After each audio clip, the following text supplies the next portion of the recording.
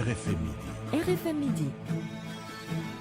Mesdames, Messieurs, bonjour, merci de votre fidélité. Bienvenue à RFM Midi, l'heure du grand journal. Barthélémy Ngom. À la une, camp pénal de Liberté 6, des détenus se seraient rebellés ce matin. Tous seraient partis d'une fouille de leur chambre. Il y aurait même eu un blessé, le calme est revenu. Des blessés et une vingtaine d'arrestations à Madina, c'est dans le département de Mbacké. Affrontement entre éleveurs et agriculteurs. Litige foncier entre la pharmacie Aïcha Goudian Mbodj et l'État du Sénégal. C'est à propos du site qui abrite la grande pharmacie dakaroise. La Cour suprême a tranché en faveur de la pharmacienne. Ses avocats se réjouissent mais disent attendre la matérialisation de la décision. 15 plaintes contre le prêcheur Irandaou déposées au CNRA. Babacar Diagne, le président, dit avoir saisi le patron du groupe des médias sur le motif de ces plaintes massives. Il lui demande de rappeler Irandaou à l'ordre, sinon le collège du CNRA va se réunir pour prendre une décision. L'actualité internationale, ce sera avec Georges Déthié-Diop, le sport, Cheikh Tidiane Diagne. Point de vue, comment assurer une protection sociale aux travailleurs du Sénégal. Le prétexte, c'est la 3e édition de la conférence sociale ouverte depuis hier au Centre international Abdou Diouf de Diamniadio. Débat en fin de journal.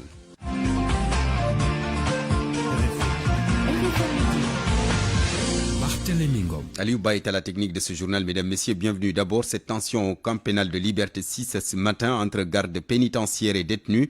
Il y aurait même des tirs et un blessé. Tout serait parti d'une fouille des chambres des détenus. Et là, Djinjo Goudien. C'est hier soir que les choses ont commencé avant de dégénérer ce matin. D'après nos informations, les gardes pénitentiaires, sur instruction du chef de cour, voulaient procéder à des fouilles dans les chambres pour récupérer les téléphones portables que détenaient les détenus, mais ces derniers leur ont opposé un niet catégorique et se sont rebellés. C'est ainsi que les gardes pénitentiaires ont usé de la force pour rétablir l'ordre dans l'établissement pénitentiaire. En croire nos sources, les gardes ont tiré des coups de feu en l'air pour dissuader les récalcitrants qui refusaient de rentrer dans leur chambre.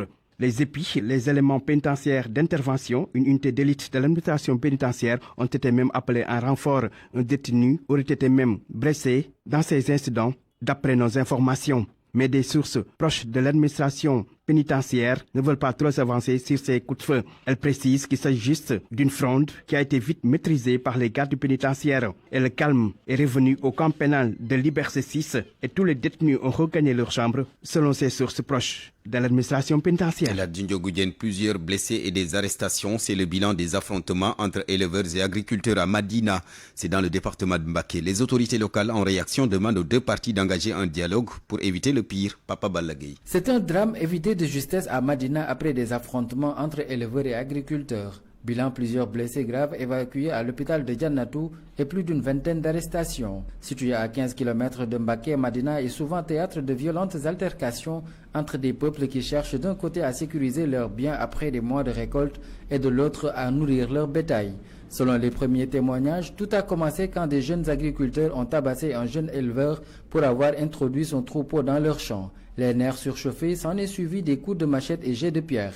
Informée, la communauté des éleveurs organisée est allée en représailles chez les agriculteurs pour un règlement de compte. La brigade de la gendarmerie de Kayel, alertée, a dépêché des éléments sur place pour apaiser la tension avant de procéder à plusieurs interpellations dans les camps des protagonistes. La cohabitation entre éleveurs et agriculteurs, souvent difficile, le coordonnateur de la convergence des éleveurs du département de Mbacké et le maire de Madina appellent les parties à la retenue et au dialogue, une manière d'éviter que l'irréparable ne se produise. Papa Balagué, Mbacké, Radio Futur Média. Et puis la Cour suprême qui a donné son verdict dans l'affaire de la grande pharmacie dakaroise et l'a jugé en faveur de la pharmacienne Aïcha Goudian Mbodj. Ses avocats se réjouissent de cette décision mais attendent sa mise en œuvre. D'autres procédures sont par ailleurs enclenchées contre l'IPRES et Aminata Gassama. Anna Rocha. Après des mois de bataille judiciaire, Aïcha Goudian Mbodj recouvre ses droits.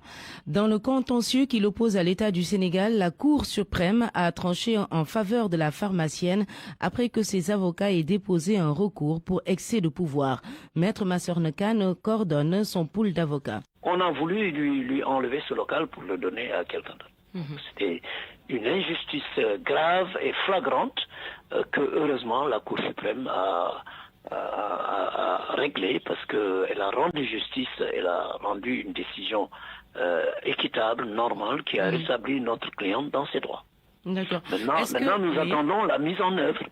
Nous attendons que l'IPRES en tire les conséquences de cette décision, c'est-à-dire demande à Mme Boyd de réintégrer ce local. Ce n'est pas pour autant la fin de cette affaire. Les avocats d'Aïcha Mbodj ont déclenché d'autres procédures devant les cours et tribunaux. Cette fois-ci, contre l'IPRES et contre Aminata Gassama Baldé, propriétaire de la pharmacie Nation. Contre la dame Gassama, qui avait conclu un bail sur le dos de notre cliente, un bail manifestement frauduleux, parce que ça a été fait en catimini. Oui. On avait caché cela à Mme Boch et on a fini par le découvrir quand le ministre a donné son autorisation de transfert. Nous avons tenté à plusieurs reprises d'entrer en contact avec les avocats des deux autres parties, sans succès pour le moment. Anna Rocha, et puis ces 15 plaintes déposées contre le prêcheur Iran Ndao, déposées donc au CNRA. Le Conseil national de régulation de l'audiovisuel, Babacar Diagne, le président, dit avoir saisi le patron du groupe des médias sur le motif de ces plaintes massives et lui demande de rappeler Iran Ndao à l'ordre. Sinon, le collège du CNRA va se réunir pour prendre une décision. Babacar Diagne, que je vous propose d'écouter. Oui, Binta, merci beaucoup. Vous savez, je suis en déplacement, je suis en ce moment au Maroc, en séance de travail avec mes collègues marocains. J'ai effectivement donc reçu ces plaintes. Ce matin seulement, il y a eu 15 demandes sur mon bureau au CNRA à Dakar. Alors, j'ai saisi immédiatement Bougane Gueye Dany, qui se trouve d'ailleurs en tournée politique. Il est en ce moment même à Bakel. Il m'a assuré qu'il ne sera pas du tout question pour lui d'assumer les prises de position de Iran Ndao, qu'il n'assumera pas du tout ses prises de position et qu'il n'acceptera pas du tout de couvrir, n'est-ce pas, les agissements d'Iran Ndao. En tout cas, sachez qu'il n'est pas question qu'on accepte, nous, au CNRA, qu'un khalife général, quel qu'il soit attaqué par un citoyen sénégalais. Il y va de la cohésion, de la paix sociale de notre pays et nous ne l'accepterons pas. D'ailleurs, les Sénégalais le comprendront. Donc nous ne permettrons à aucun Sénégalais de s'attaquer à un khalife général, quel qu'il soit. Et bien donc, je pense que Bougane Gueye Dany prendra les mesures qu'il faut pour mettre un terme aux agissements d'Iran Ndao, le mettre dans le droit chemin ou le suspendre carrément de son antenne. Il n'est pas question que ça soit accepté. Donc, je m'attends à ce qu'il fasse une déclaration d'un moment à l'autre. En tout cas, moi, je reviens à Dakar, Inch'Allah, ce week-end. Et le CNRA prendra langue avec Bougane Gueye Dany. Si rien n'est fait, une décision sera prise rapidement par le collège du CNRA. Voilà. C'était donc Babacar Diagne, le président du CNRA, qui dit avoir saisi le patron du groupe des médias sur les agissements du prêcheur Iran Ndao. Le retour du poste de Premier ministre, nous en reparlons, eh bien c'est parce qu'après la révision de la Constitution, plusieurs dispositions vont donc revenir. Mais concrètement, quels vont être les impacts juridiques? Élément de réponse avec Mohamed Ali Mouba. Première implication juridique et non des moindres, le réaménagement de la Constitution. Et là, il faudra toucher à certains chapitres, notamment ceux relatifs aux attributions du gouvernement dans son ensemble, à l'organisation du travail des parlements ou encore à l'organisation des rapports entre l'exécutif et le législatif. Particulièrement aussi enseignant à la faculté des sciences juridiques et politiques. Ce sera une autorité, disons, déconcentrée. Il va falloir qu'il dispose effectivement d'un pouvoir réglementaire qui va lui permettre effectivement de compléter ou de suppléer donc quelques défaillances de la part donc du président de la République. En clair, réhabilitation de l'institution parlementaire avec déclaration de politique générale devant le Parlement. Le Parlement a la possibilité de voter une motion de censure pour déposer le Premier ministre. Mais le président de la République, lui aussi, a le droit de dissoudre ce même Parlement. Mais qu'est-ce que le retour du poste de Premier ministre va concrètement apporter à l'architecte gouvernemental? Non seulement dans le cadre de l'action gouvernementale, parce qu'effectivement, ce retour du poste de Premier ministre va permettre une meilleure coordination de l'action gouvernementale et certainement une meilleure visibilité. Selon le constitutionnaliste, en tant qu'institution consacrée par la Charte fondamentale, le retour du poste de Premier ministre ne posera pas de grandes difficultés. Il y a lieu simplement de revenir à la case départ. RFM, fréquente modulation 94.0.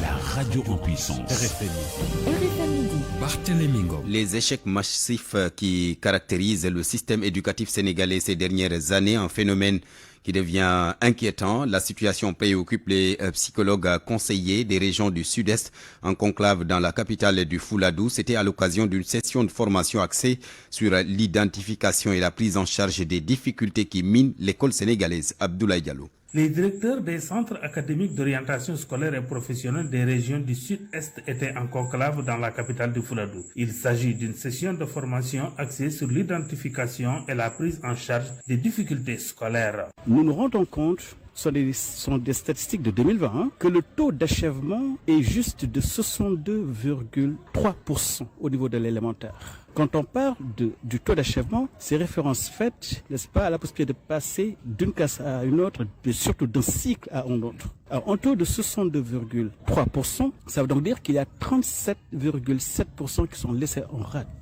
Et cette tendance, on l'observe également au niveau du moyen, on l'observe également au niveau du secondaire, mais on l'observe aussi au niveau du supérieur. Ils sont formés dans un module spécifique d'identification et de prise en charge des difficultés scolaires. Les nombreux échecs scolaires préoccupent à plus d'un titre ces psychologues conseillers qui jugent la formation pertinente.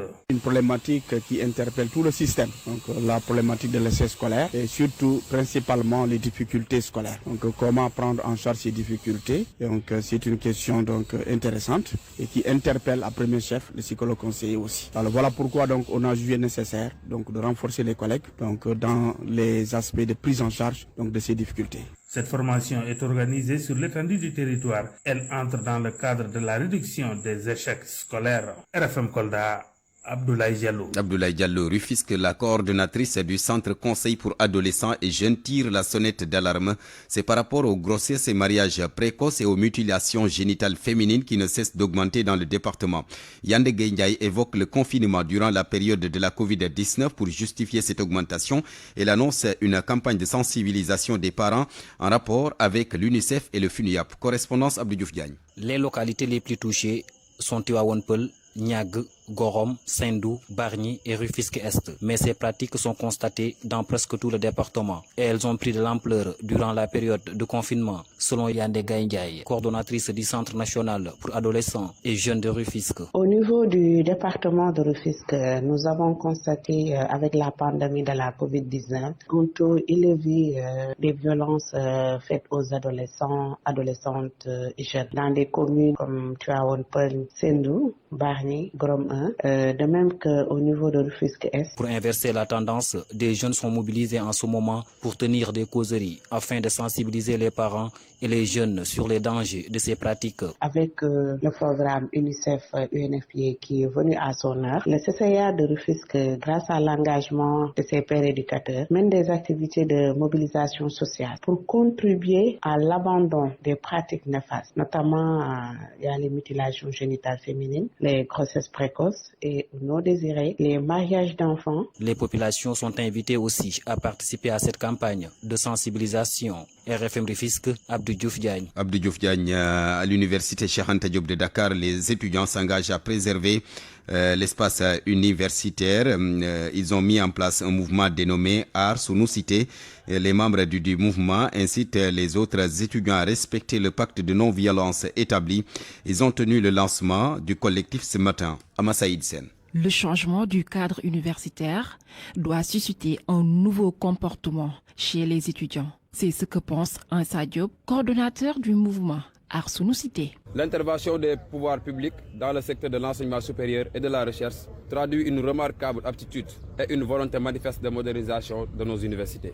Ce changement de cap et la fixation d'orientation nouvelle dans la gestion de l'université Cheikh Anta Diop de Dakar et particulièrement de son campus social est une nouvelle démarche dont les résultats déjà produits doivent favoriser de la part des étudiants que nous sommes l'adoption des comportements nouveaux. L'université est un patrimoine qui doit être jalousement conservé par l'étudiant, selon lui. Le comportement de certains étudiants qui, sans conteste, sont partisans de la violence comme seule forme d'action dans la conduite des revendications nous a poussé à mettre sur pied Art Sunu Cité. Art Sunu Cité, une plateforme citoyenne des étudiants pour dire non à la violence, pour la préservation et la protection des infrastructures du campus social, que sont les espaces verts, les restaurants, les pavillons, les bureaux, les services des restaurants, les pavillons et toute commodité nécessaire au bon fonctionnement de l'université. Il s'agit pour nous de sensibiliser nos camarades étudiants à travers les actions concrètes sur le terrain pour une protection des biens publics collectifs. Un match de gala est prévu cet après-midi lors de la cérémonie de lancement. Match qui va opposer le personnel de la sécurité universitaire aux étudiants. Objectif, harmoniser leurs liens. Présence de navires étrangers dans les eaux sénégalaises, les mareyeurs de Ndangan, c'est dans la région de Fatick, affichent leur inquiétude. Ils estiment que ces navires ne respectent pas du tout les normes de pêche. Ces acteurs réclament également un site pour la transformation des grandes quantités de produits halieutiques qui sont chaque année débarqués au quai de pêche de Differ. Aminata Goudiaby. Ces pêcheurs de Differ ont célébré la journée internationale de la pêche artisanale quelques jours après la date officielle. Ils ont profité de l'activité pour exprimer leurs difficultés, parmi elles la présence des navires de pêche dans la zone qui ne respectent pas souvent les normes qui régissent le secteur au Sénégal. Mamadou Ndione, membre du comité local de pêche. Au niveau du Sénégal, les acteurs de la pêche sont un peu perturbés et fatigués par les bateaux de pêche. On demande à ce que ces bateaux respectent leur cahier de charge, c'est-à-dire d'exercer leur zone de pêche au niveau de 12 miles que l'État leur a accordé et de laisser la zone des pirogues artisanales pour qu'ils puissent au moins avoir du poisson. Donc l'impact de ces bateaux de pêche, ce n'est plus supportable pour les acteurs de la pêche. L'interdiction de la pêche nocturne est aussi fustigée par ces acteurs. Elle dure 8 mois, une mesure excessive selon eux. Babacar Sarr, vice-coordonnateur du comité local de pêche de Ndangan dans la commune de Fimela. On ferme la pêche nocturne pour Differ pour 8 mois, ce qu'on ne trouve pas du tout normal. Parce qu'à Dakar, la pêche nocturne est fermée pour 3 mois. Le quai de pêche de Differ est l'un des plus grands sites de débarquement de produits halieutiques au Sénégal, plus de 10 000 tonnes par an selon les acteurs. Mais la localité manque d'infrastructures pour la transformation de ces produits. Il n'y a pas de site de transformation. Et les transformateurs qui sont là, les transformatrices, qu'ils puissent au moins avoir un site pour développer leur activité et transformer dans la sécurité, dans l'hygiène, les produits halieutiques. Donc nous demandons aussi à ce que l'État qu'il nous octroie un site. On a besoin d'un espace de 2 ou 3 hectares. On a des partenaires, mais on n'a pas de terrain. Des autorités de Palmarin et de Fimela ont promis de porter le plaidoyer afin que les revendications de ces pêcheurs et mareyeurs de Differ soient satisfaites. Aminata Goudiaby, Fatick RFM. Aminata Goudiaby, Bangaj Samb, c'est une localité située dans la commune de Thiénaba, à 3 km de Fandène. Les habitants donnent de la voix pour dénoncer l'enclavement du village et le manque d'infrastructures routières et sanitaires. L'évacuation des malades demeure un véritable problème avec tous les risques liés au mauvais état de la route. Et pourtant, un projet a été lancé pour la construction de l'axe Fandène-Bangaj Toubatoul. Cheikh Anta Diop. Bangaj Samb, ce village situé à 3 km de Fandène, est confronté à un problème d'accès. Les populations sont durement affectées par l'état de la route. L'évacuation des malades pose problème. Cela plonge Bangaj dans une situation intenable. Diabel Samb, un natif du village. Parce que depuis 1960, les villageois avaient élagué cette route-là de Bangaj jusqu'à Thiès. Alors depuis cette date, l'État n'a pas réagi. Pendant l'hivernage et même pendant la saison sèche, les populations rencontrent d'énormes difficultés pour se rendre à Thiès. Pendant l'hivernage, avec l'évacuation des malades, ces difficultés perdurent. Ces habitants de Bangaj déplorent le fait que la route construite par les autorités s'arrête à la sortie de Fandène, à moins de 3 km de Bangaj. Avec l'avènement de Macky Sall, Augustin Tine, qui est ministre et maire de Fandène, a pris l'initiative de goudronner cette route-là de Thiès jusqu'à Fandène. La route s'arrête à Fandène. Il restait 3 km pour que cette route arrive à Bangaj. Toutefois, les habitants ont pris leur destin en main. Ils cherchent à mobiliser des ressources par tous les moyens pour réhabiliter l'axe Fandène-Bangaj. Nous qui sommes à Bangaj, nous sommes en train de faire des cotisations. Nous demandons encore l'appui à tout le monde. Cette initiative n'est pas l'initiative des politiciens. Ce sont les bonnes volontés, ce sont les villageois qui se sont mobilisés pour essayer de régler ce problème. Bangaj se situe dans la commune de Thiénaba et à quelques encablures de Fandène. Les habitants de ce village ont misé sur la solidarité pour sortir Bangaj de son enclavement. RFM Thiès, Cheikh Anta Diop. La baisse des tarifs de Orange Sénégal pour les transferts d'argent à moins d'1%, la coalition citoyenne pour le peuple évoque une escroquerie et appelle les Sénégalais à boycotter Sonatel au profit de Wave. Une sortie qui, Koumba Sandiane Faye, n'enchante guère le syndicat des travailleurs de la Sonatel.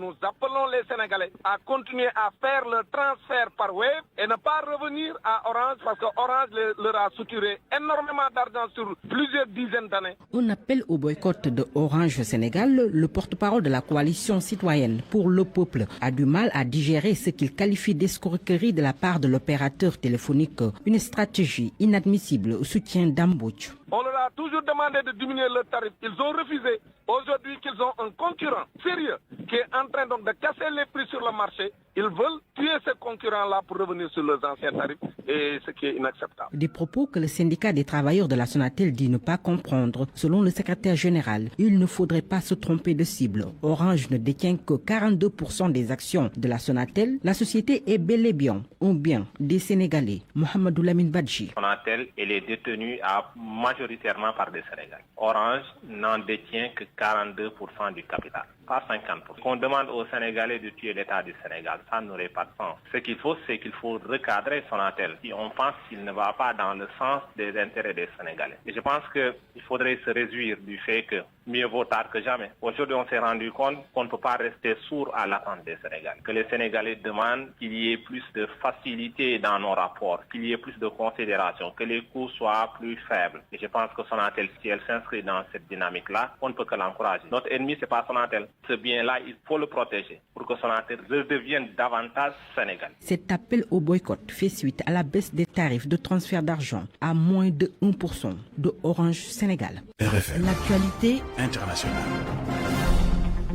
À mes côtés dans ce studio, Georges Detedio. Bonjour Georges. Bonjour Barthélémy Ngom. En Gambie d'abord, la commission Vérité, Réconciliation et Réparation appelle à la poursuite ou à des poursuites juridiques contre les auteurs des crimes commis sous le régime de Yaya Jammeh. C'est l'une des recommandations contenues dans le rapport rendu hier au président Adama Barrow.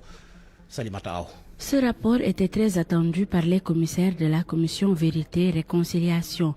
Plus de 2 ans de travaux, elle a eu à auditionner des victimes, de témoins et d'auteurs des crimes commis sous le régime de l'ancien président Yaya Jammeh. Selon Lamine Cisse, président de la dite commission, il a été recommandé la poursuite des personnes les plus responsables des violations flagrantes des droits de l'homme et des abus commis à l'encontre des Gambiens et des non-Gambiens entre juillet 1994 et janvier 2017. L'une des grandes questions reste la nécessité ou non que l'ancien président, aujourd'hui en exil en Guinée équatoriale, rende des comptes. Adama Barrow, lui, a tenu à rassurer sur sa volonté de mener à bien le processus. Salimata Aou, Georges, au Burkina Faso, le président Roch Marc Christian Kaboré annonce un remaniement du gouvernement. Cela fait suite à la tension née des attaques meurtrières contre l'armée ces derniers temps. Dans un discours prononcé nuitamment, Roch Marc Christian Kaboré a aussi annoncé des sanctions au sein de l'armée et a appelé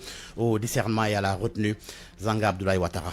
Dans cette adresse à la nation, le président Roch Marc Christian Kaboré dit avoir compris la colère de la population, engendrée par l'attaque d'Inata qui a fait 36 gendarmes tués. Il annonce plusieurs mesures sur le plan sécuritaire comme le déploiement des hauts gradés sur le théâtre des opérations aux côtés des troupes, le renforcement des capacités opérationnelles des forces combattantes en les dotant de moyens efficaces. Il a également promis le paiement de leurs primes. Le président Kaboré a annoncé le lancement prochain d'une nouvelle opération dénommée Main propre. De se dire, cette opération a pour but de vider tous les dossiers de corruption de l'armée et du gouvernement et éclaircir toutes les affaires qui polluent le quotidien de Burkinabé pour plus de bonne gouvernance et de démocratie. Roch Marc Christian Kaboré promet également la formation d'une nouvelle équipe gouvernementale pour, selon lui, imposer désormais de la fermeté dans la conduite des affaires publiques pour maintenir le pays sur la trajectoire de la croissance économique et de la poursuite de la lutte contre le terrorisme. Zanga Abdoulaye Ouattara. Georges, près de 500 migrants secourus au large de la Tunisie. 427 migrants clandestins de nationalité arabe, asiatique et africaine. Ils ont été secourus par la marine tunisienne après le chavirage de l'embarcation qui les transportait. Selon un communiqué du ministère tunisien de la Défense, l'embarcation était partie des côtes libyennes et se dirigeait vers l'espace européen. Le Covid-19, le Royaume-Uni qui interdit l'entrée aux voyageurs en provenance de 6 pays d'Afrique australe, l'Afrique du Sud, la Namibie, le Zimbabwe, le Lesotho, l'Eswatini et le Botswana. La mesure mesure est entrée en vigueur à midi. Elle fait suite à l'annonce par l'Afrique du Sud de la découverte d'un nouveau variant du Covid-19 qui présente un nombre extrêmement élevé de mutations et un niveau de contagiosité élevé. Ce n'est pas que le Royaume-Uni qui a fermé ses frontières à l'Afrique du Sud et les pays voisins. La France, l'Allemagne et l'Italie ont suspendu les arrivées en provenance d'Afrique du Sud, d'Afrique australe plutôt. La Commission européenne propose de suspendre les vols depuis l'Afrique australe. D'ailleurs, une réunion se tient ce vendredi avec les États membres. Il reviendra ensuite au Conseil d'adopter ou non cette recommandation. L'OMS aussi organise à Genève une réunion d'experts qui a comme sujet ce nouveau variant du Covid-19. Et puis pour clore avec le Covid-19, le Maroc va suspendre à partir de ce vendredi soir les vols à destination et en provenance de France. Cela en raison de la reprise de la pandémie sur le vieux continent. Regain de l'augmentation des cas donc en Europe. Merci beaucoup Georges Détidjo. Parole aux auditeurs. L'actualité, qu'en pensez-vous? Moi je pense que vous devez. Réagissez dans nos éditions d'information sur l'actualité. Bonjour. Du lundi au vendredi, vous avez la parole sur RFM. Point de vue, comment assurer une protection sociale aux travailleurs du Sénégal? Le prétexte, c'est la 3e édition de la conférence sociale ouverte depuis hier au Centre international Abdou Diouf de Diamniadio. Débat en fin de journal avec nos 2 intervenants. RFM Sport. Bonjour, cher Tidiane Diagne. Bonjour à vous, Barthélémy, bonjour à tous. Début demain de la 2e journée de la Ligue 1, le Jaraaf continue de prendre ses repères au stade Iba Mar Diop où il va recevoir ce samedi donc la Linguère de Saint-Louis. Le club de la Médina a effectué ce matin son 2e jour d'entraînement au stade Iba Mar Diop, une séance tenue sur une pelouse qui reste à parfaire selon le club de la Médina, qui recevra donc demain, comme vous l'avez dit, la Linguère de Saint-Louis lors de la 2e journée du championnat national de Ligue 1. Moustapha Diakité y était ce matin, voici son reportage. Jour d'entraînement du Jaraaf sous un chaud soleil au stade Iba Mar Diop. C'est un 2e pour l'équipe de la Médina depuis l'annonce de la réception de ses matchs dans ce stade. Une aubaine pour Cheikh Gueye, entraîneur du Jaraaf. Recevoir ici à Médina Iba Mar Diop, c'est une excellente chose pour nous acteurs techniciens et aussi les joueurs parce que ça nous permettra vraiment de trouver les supporters et tout le monde sait que avoir sa base affective là où tu joues, c'est quelque chose de très déterminant pour avoir une victoire aussi. Une séance tenue cependant sur une pelouse dont la qualité laisse à désirer selon Cheikh Gueye. Vous avez vu la pelouse et ce qu'elle est aujourd'hui, mais comme on doit y jouer, ça sera pareil pour les 2 équipes. On va essayer de développer notre jeu, même si ce sera un peu compliqué. La pelouse reste encore à refaire et à parfaire. Je pense que d'ici quelques semaines, la pelouse sera comme nous acteurs, techniciens et joueurs, comme nous voudrons. Toutefois, les Verts comptent s'adapter dans leur nouveau stade malgré l'état du terrain. Albert Lamandiagne, capitaine de l'équipe. C'est vrai que la pelouse n'est pas encore parfaite, mais nous comptons nous adapter car on est habitué à jouer sur des pelouses de mauvaise qualité. Pour nous, le plus important, c'est de remporter les 3 points. Le Jaraaf tient son 2e jour d'entraînement au stade Iba Mar Diop à quelques heures de la réception de la Linguère de Saint-Louis, tout en espérant une présence massive des supporters de l'équipe de la Médina. L'équipe de la Médina qui va désormais recevoir ses adversaires dans son fief au stade Iba Mar Diop, logé en plein cœur de la Médina. À noter que le Jaraaf donc va rencontrer demain la Linguère de Saint-Louis et son objectif principal sera de prendre les 3 points à domicile. C'est cela qu'a dit Cheikh Gueye, l'entraîneur de l'équipe de la Médina, des propos recueillis par Moustapha Diakité.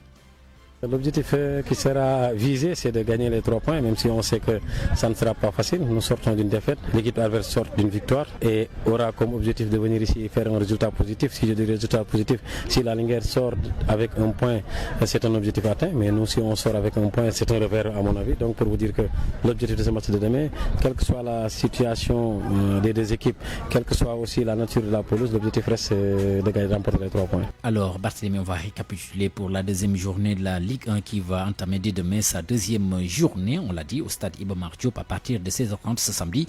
Le Jaraaf y accueille la Linguère de Saint-Louis, ça marche en classique du championnat sénégalais. Au stade Ibrahima Boye, c'est Dakar Sacré-Cœur qui reçoit AS Pikine. Au stade Ngalandou Diouf de Rufisque, le champion en titre Teungueth FC va en découdre avec Diambar de Saly, ça reste le principal choc de cette journée. Au stade Maniang Soumaré de Thiès, Mbour Petite Côte y accueille le Casa Sport de Ziguinchor dimanche. Pour la suite, au stade Amadou Barry, à 16h30, GFC Guédiawaye Football Club, le promu, y accueille AS Douane. Au stade Maniang Soumaré de Thiès, notre promu, le Snaps Excellence de Thiès, joue contre Génération Foot. Au stade Albouri Ndiaye de Louga, c'est le Niambour qui va y accueillir les insulaires de l'Union Sportive de Gorée. En Europe, les championnats reprennent ce week-end après la trêve internationale. En France, c'est la 15e journée qui va être entamée dès ce soir à partir de 20h. En match avancé, le Racing Club de Lens va accueillir Angers. En Espagne, c'est aussi la 15e journée à la même heure, 20h, Athletic Bilbao contre Granada. En Italie, c'est la 14e journée. Un peu plus tôt, ça va démarrer à partir de 19h45. Cagliari joue contre Salernitana, le promu. En Allemagne, c'est la 13e journée de la Bundesliga. Ce soir, 19h30, Stuttgart joue contre Mayence. Merci beaucoup, cher Tidiane Diaye. Merci à vous. La presse du jour avec Georges Déthié-Diop. Retour annoncé du poste de Premier ministre, l'Alliance pour la République et le gouvernement assurent le service après-vente. C'est comme ça que l'AS voit en tous les cas la sortie du porte-parole du gouvernement et le communiqué de l'Alliance pour la République. Le journal rapporte que le porte-parole du gouvernement est monté au créneau pour défendre le président de la République qui fait l'objet d'une salve de critiques. Selon Omar Gueye, il n'y a aucune erreur ni un quelconque tâtonnement de la part du chef de l'État dans son choix. La PRL bénit la décision de Macky Sall. Dans un communiqué, l'Alliance pour la République a exprimé son adhésion à la vision du chef de l'État. L'APR qui, si l'on se fie à Vox Populi, donne les vraies raisons du retour du poste de Premier ministre. Le président donne les vraies raisons du retour du poste de Premier ministre. Le président est surbooké. Dans le journal, le porte-parole du parti, Seydou Gueye, qui a signé le communiqué, liste le nouvel environnement économique et socio-politique marqué par la Covid-19, l'adoption du pape 2A, un agenda diplomatique international contraignant avec la présidence en exercice de l'Union africaine en 2022-2023, entre autres. Ce qui semble ne pas convaincre le conseiller politique de Khalifa Ababakar Sall. Moussa Taye parle d'errance politique. Il confie dans Vox Populi que tout ce que Macky Sall entreprend entre dans le registre des combines, des subterfuges et des stratégies pour se maintenir au pouvoir. Mais qui, pour occuper le poste, l'observateur donne un aperçu du profil. Selon mon confrère, il doit être consensuel, transversal et politique. Deux experts en communication se livrent à l'exercice. Cheikh Yérim Seck évoque des calculs dans la perspective de la prochaine présidentielle. Pour le journaliste Alioune Ndiaye, le futur Premier ministre peut être un probable numéro 2 de l'État ou de l'APR. De l'avis de Cheikh Diallo, il est quasi impossible de dresser le profil du futur Premier ministre. Cela du fait de la nature du président qui a l'art de surprendre son monde. Pour lui, rien n'est encore sûr. Pourrait-il être nommé avant les élections locales du 23 janvier prochain?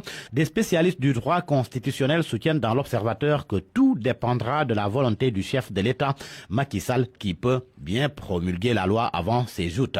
En tous les cas, le journal Le Quotidien souligne qu'en réinstaurant le poste de Premier ministre, le chef de l'État met la pression sur son candidat à la ville de Dakar.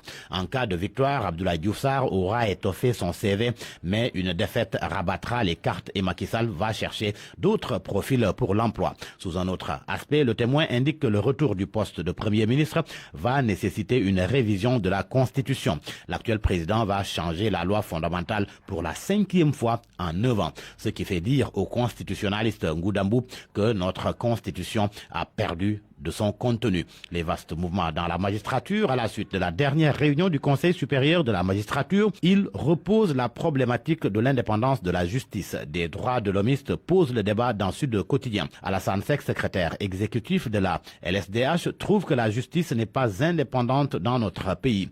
Quant à Seydi Gassama, directeur exécutif d'Amnesty Sénégal, il est d'avis que la justice n'est pas une réalité dans le Sénégal d'aujourd'hui. Alors que ces droits de l'homiste font le procès des décisions du Conseil supérieur de la magistrature, dans les Échos, des avocats jugent le nouveau doyen des juges d'instruction, Oumar Maham Diallo. Maître Moussa Sarr dit avoir un préjugé favorable, mais ils le jugeront à l'épreuve des faits. Maître Ciré Clédorli dit le connaître très sérieux et courageux. Maître Baboucar Cissé, lui, confie avoir confiance en lui. Il fait son boulot sans aucune forme de compromis ou de compromission. Quant à Maître Ibrahim Mbeng, il souligne qu'il y a de l'espoir. À la une de Source A, cassation des verdicts des cours d'appel annulant ou confirmant les rejets de candidature par les préfets, la Cour suprême ne va rien rejuger. Même si la Cour suprême estime qu'une cour d'appel n'a pas dit le droit, elle devra confier l'affaire à une autre cour d'appel. Selon des praticiens du droit interrogés par Source A, il y a peu de chances que les juges des cours d'appel désignés par la haute juridiction désavouent leurs collègues des autres cours d'appel qui ont déchiré les décisions des préfets. Le journal ajoute que les requérants devront être à mesure de dire les arguments sur lesquels ils se fondent pour dire que les magistrats des cours d'appel n'ont pas dit le droit. Un coup d'œil dans les Échos. Il est question du rapport 2021 Profil Genre Sénégal de l'Union européenne. Le rapport révèle que 78% des femmes ont subi des violences domestiques dans leur vie. 16,7% de violences sexuelles des femmes se produisent dans les lieux de travail. Les sports pour terminer à la une de Record, CAN Cameroun 2022. Camp de base, les Lions vont se préparer au Rwanda, selon mon confrère, le coach Aliou Cissé, pour permettre à son équipe de bien s'acclimater, compte ériger son camp de base au Rwanda en vue de la prochaine CAN qui va se jouer au Cameroun du 9 janvier au 6 février 2022. Edouard Mendy à la une du journal Stade. Manque de respect, des injustices à n'en plus finir, entre autres. Edouard Mendy, les gants qui dérangent en Europe, la couleur de sa peau, parce qu'il est africain, les explications surréalistes de France Football, son image utilisée concernant Benjamin, incarcéré pour viol, manque de considération de la FIFA avant de se rectifier. À vos kiosques et bonne lecture. Parole aux auditeurs. L'actualité, qu'en pensez-vous?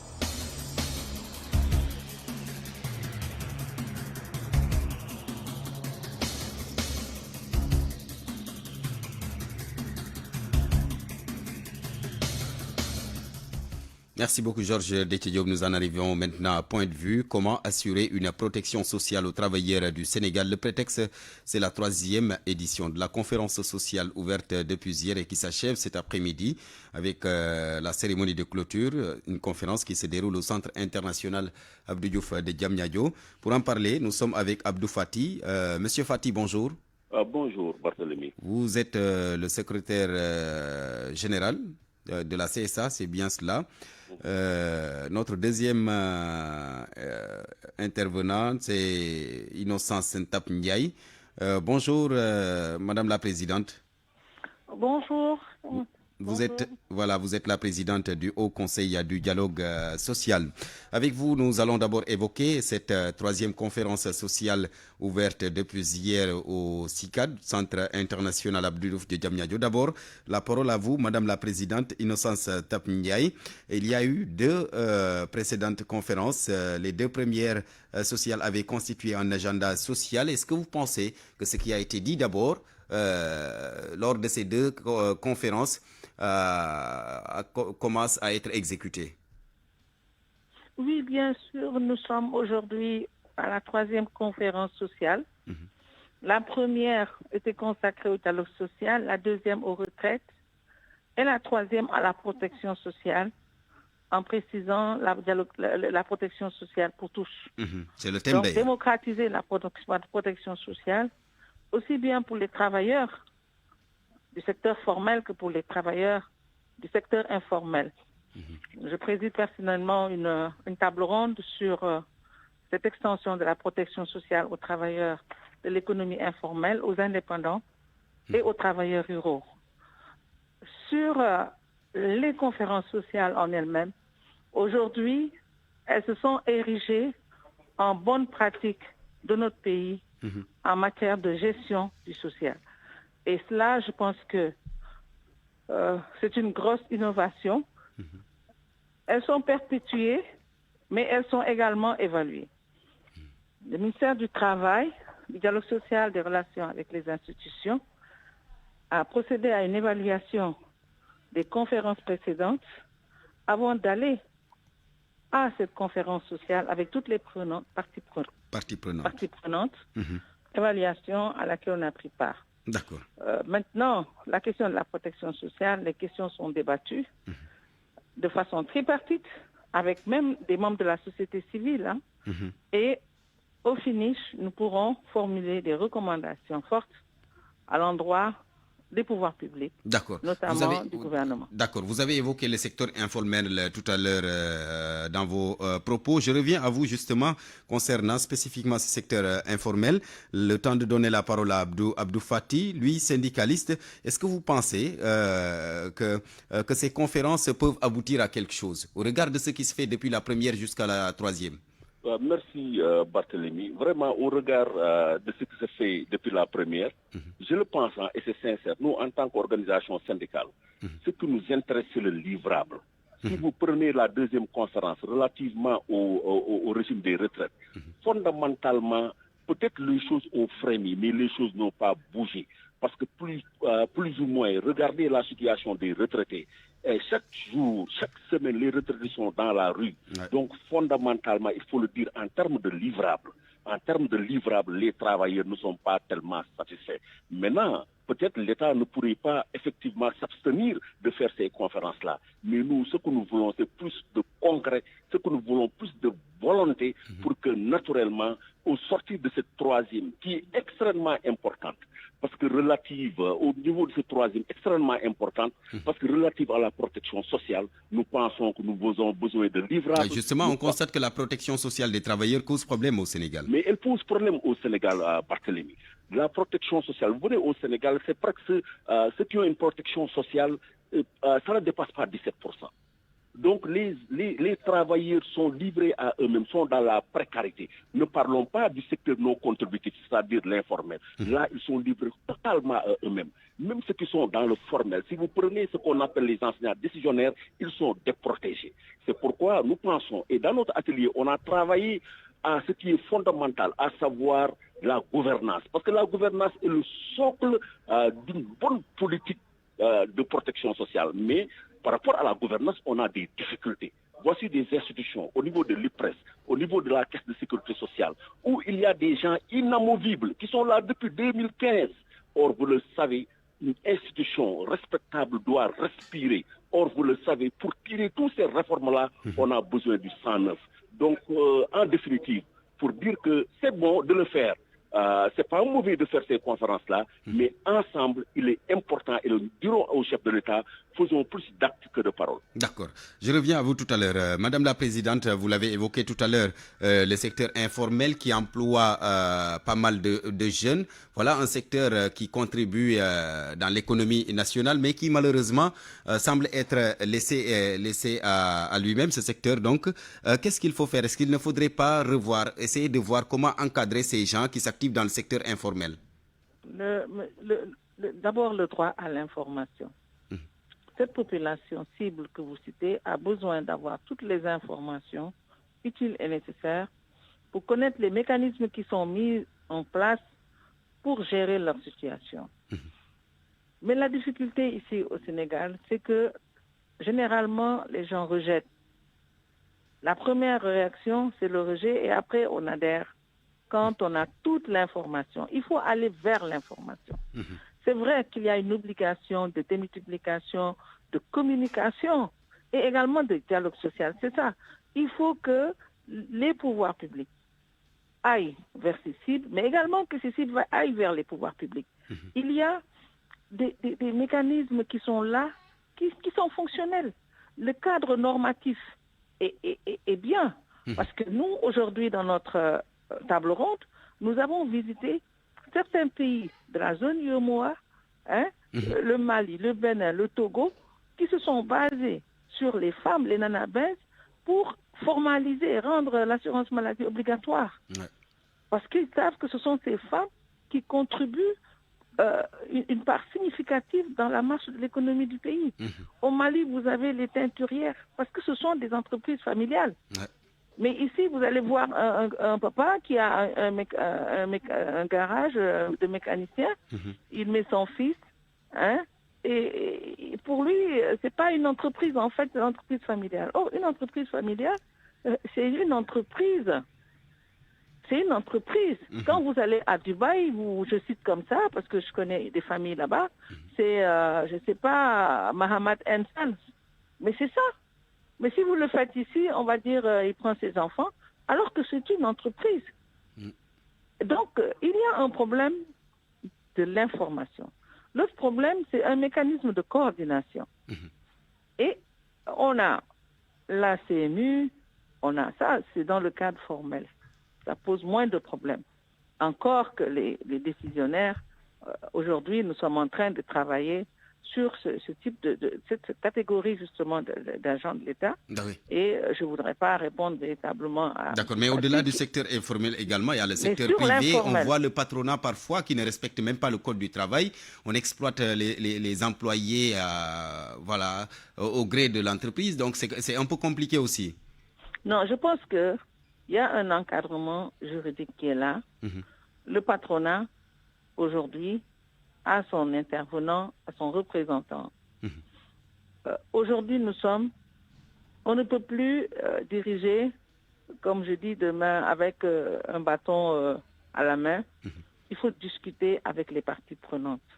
Et tout le monde y trouve son intérêt. Que ce soit le gouvernement, qui va avoir plus de lisibilité sur l'emploi de façon générale, parce que les chiffres sur l'emploi sont souvent biaisés. On va y retrouver les familles, les acteurs eux-mêmes, parce qu'ils vont se sentir considérés, parce que ça aussi c'est extrêmement important. Et nous avons également la croissance économique. Donc aujourd'hui, c'est ceux qui créent la richesse, les employeurs. Donc tout le monde, c'est du win-win. Il va y trouver son compte. Il s'agit aujourd'hui, si on veut aller vers l'extension de la protection sociale à tous, la protection sociale pour tous, la démocratisation de la protection sociale, il faut que tous les acteurs qui sont faire en sorte que tous les travailleurs vivent décemment. Arrêter les règles du jeu et que aussi qu'on se soumette aux règles du jeu. Parce que quand on vous demande, vous avez des revenus, quand on vous demande de contribuer, mais vous devez contribuer parce que c'est pour vous-même, c'est pour votre retraite, c'est pour votre prise en charge de santé. Quand on n'a pas la santé, on ne peut pas travailler, on ne peut pas produire. Et ça, c'est un intérêt pour l'individu même qui s'active. Mais comme on l'a dit, il faut connaître d'abord la composition de ces familles. Au niveau du Haut Conseil, nous avons pu, avec l'appui du BIT, avoir une cartographie de 8 familles d'acteurs que vous verrez sur le site du BIT. Et ça, parce qu'il faut d'abord connaître de quelle famille il s'agit d'acteurs. Est-ce que c'est la mécanique auto? Est-ce que c'est la pêche? Est-ce que c'est le commerce? Tout cela, il faut le maîtriser. Ce sont des données statistiques. Et véritablement, ce travail, nous avons pu le faire avec l'ANSD et le BIT. Merci. Innocence Ntap Ndiaye. Malheureusement, nous sommes rattrapés par le temps. Abdou Fati, je termine avec vous. En 2014, il y a eu un pacte national de stabilité sociale et d'émergence économique qui a été signé. À l'évaluation, est-ce que vous êtes satisfait? Mais on n'est pas satisfait du tout, parce que tout à l'heure, vous l'avez dit en filigrane. Regardez ce qui se passe maintenant dans le monde du travail. Nos compatriotes sont réduits à l'esclavage. Même pas par le patronat sénégalais, même par le patronat étranger. Ils les restent en justice et il n'y a jamais eu de décision de justice exécutée. Le patronat, des fois, ne reverse pas les cotisations, déprotège nos camarades. L'État du Sénégal, l'administration du travail ne fait pas son travail. Voilà pour vous dire que par rapport à ce pacte-là, il faut le dire, c'est peine perdue. Parce que tout ce que l'État devait faire en termes de protection, en termes d'arbitrage, pour la plupart, l'État ne l'a pas fait. C'est pourquoi des secteurs comme l'éducation et la santé ne se sont pas sentis liés à ce pacte-là. Et pour revenir, si vous me le permettez, Barthélémy, par rapport au financement de la protection sociale. Barthélémy, il faut le dire et le déplorer. Il y a eu beaucoup d'argent injecté dans effectivement la protection. Mais malheureusement, on a un problème d'imputabilité, un problème de traçabilité, un problème de coordination. Madame la Présidente l'a dit, il va falloir aller vers des organes de gouvernance pour coordonner tous ces milliards-là qu'on n'a pas pu tracer, où il n'y a pas d'imputabilité, où il n'y a pas eu effectivement de redevabilité. Et mais on a envie même de se poser la question de savoir pourquoi toute cette situation, dans la mesure où le Sénégal a autant de textes qui règlent tout cela. Et autant de programmes, CMU, protection sociale, retraite vieillesse, et ainsi de suite. Mais ce n'est pas coordonné. Aujourd'hui, on est en train de travailler à la coordination de tout cela. Et peut-être également pour terminer, Barthélémy, il faudrait que les gens sachent que le socle de ces politiques-là, pour que ces politiques-là aboutissent, il faut une bonne gouvernance. Et le socle d'une bonne gouvernance, c'est le renouvellement des instances. Merci beaucoup Abdou Fati. On vous retrouve tout à l'heure à 13h. Ce sera avec Eladji Ndiogou Diène, tout comme Innocence Tap Ndiaye, la présidente du Haut Conseil du dialogue social. On vous retrouve tous les deux dans le journal de 13h. Ce sera avec Eladji Ndiogou Diène. Mesdames, Messieurs, merci à vous. C'était le midi, présenté par Barthélémy Ngom, mise en onde Aliou Ba, digitalisation Yacine Pouy, coordination Eladji Ndiogou Diène, Pape Omar Diaw n'est pas là aujourd'hui, mais il est remplacé par Zanga Abdoulaye Ouattara. C'est lui qui était derrière. Merci à vous, merci à toute l'équipe de la rédaction. Prenez bien soin de vous. L'info revient donc dans moins de 10 minutes à 13h, un journal en Wolof. Allô, président, c'est tout de suite.